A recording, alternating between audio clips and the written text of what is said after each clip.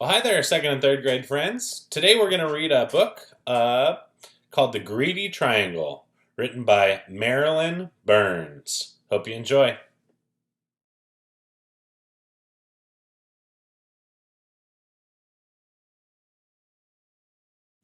Once there was a triangle that was, as most triangles are, always busy.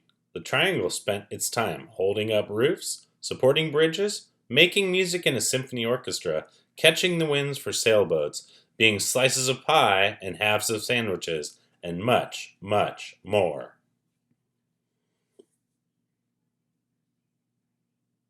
The triangle's favorite thing, however, was to slip into place when people put their hands on their hips.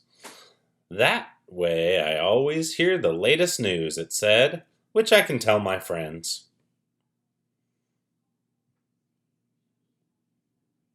The triangle's friends like hearing the news.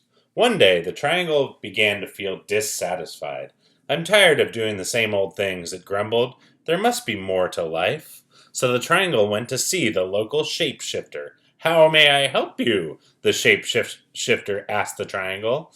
I think if I had just one more side and one more angle, said the triangle, my life would be more interesting. That's easy to do, said the shapeshifter.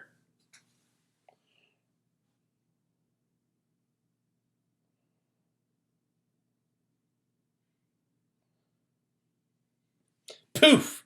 The shapeshifter turned the triangle into a quadrilateral. Life changed in a wonderful way. The quadrilateral was happy with all the new things it could do. The quadrilateral could be a baseball diamond, or first, second, or third base. It could take a position on a checkerboard or a chessboard. It could be a television screen, a computer screen, or a movie screen. It could frame windows or frame pictures, and much, much more.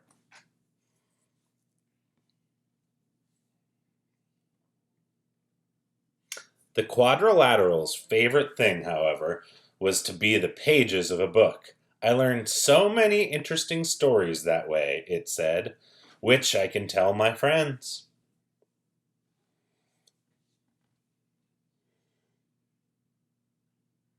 The quadrilateral's friends liked hearing the stories. But one day, the quadrilateral began to feel dissatisfied. I'm tired of doing the same old things, it grumbled. There must be more to life. So, the quadrilateral went back to the shapeshifter. How may I help you now? The shapeshifter asked the quadrilateral. I think if I just had one more side and one more angle, said the quadrilateral, my life would be more interesting. That's easy to do, said the shapeshifter.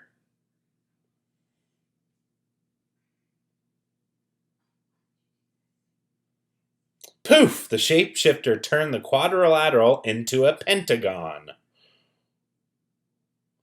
Life changed in a wonderful way. The pentagon was happy with all the new things it could do.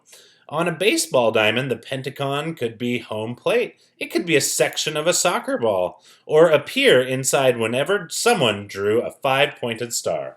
The Pentagon's favorite thing, however, was to be the headquarters of the United States military near Washington, D.C. I hear all the top secrets that way, it said. It's too bad I can't tell them to my friends. The Pentagon's friends couldn't help feeling left out.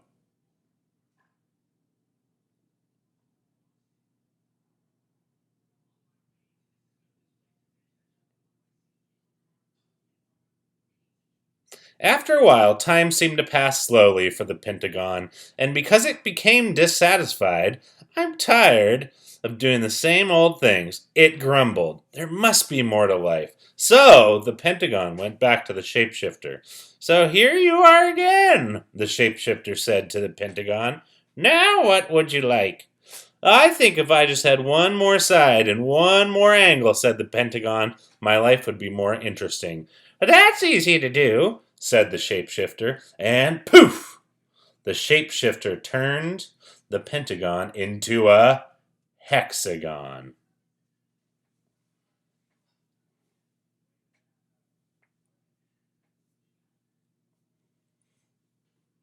Life changed again in a wonderful way. The hexagon was happy with all the new things it could do. The hexagon fit in fit in as floor tiles in the house and patios, and fancy crackers at parties and picnics. It worked as the socket of certain bolts and the prongs for certain wrenches. The hexagon's favorite thing, however, was to be a cell in a beehive. I love watching the bees as they buzz in and out, it said. The hexagon spent so much time in the beehive, it was too busy to talk to its friends. The friends missed the hexagon and couldn't help feeling ignored. Again and again, the shape became restless, dissatisfied, and unhappy with its life. Again and again, it returned to the shapeshifter for more sides and more angles. The shapeshifter agreed to turn it into one shape after another: a heptagon, an octagon, a nonagon, a decagon, and on and on. Finally, the shape had so many sides and many, many angles, its sides were too small that it had trouble keeping its balance. Its friends couldn't tell which side it was on and began to avoid the shape.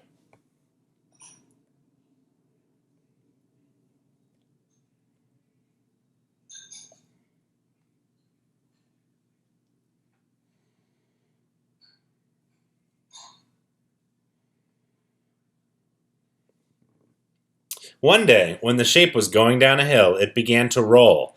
Faster and faster.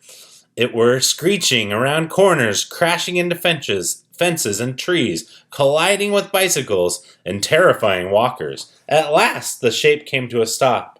It felt tired and dizzy, lonely and sad.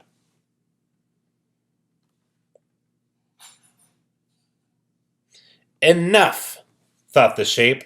I don't know which side is up. I can't keep my balance. My friends don't want me around. The shape could no longer remember why it had been so unhappy as a triangle.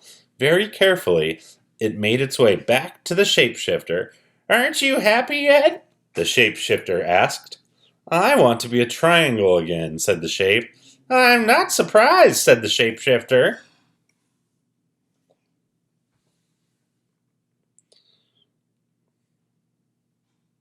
Poof! The shapeshifter turned the shape back into a triangle. The triangle was delighted to have its old shape back again and keep itself very busy. Once again, it held up roofs, supported bridges, made music in a symphony orchestra, caught the wind for sailboats, became slices of pie and halves of sandwiches, and much, much more.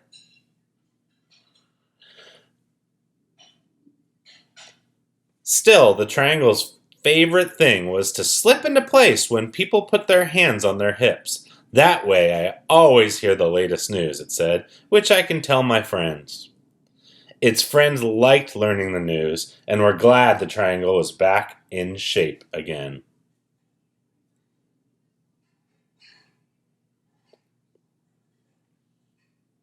The end.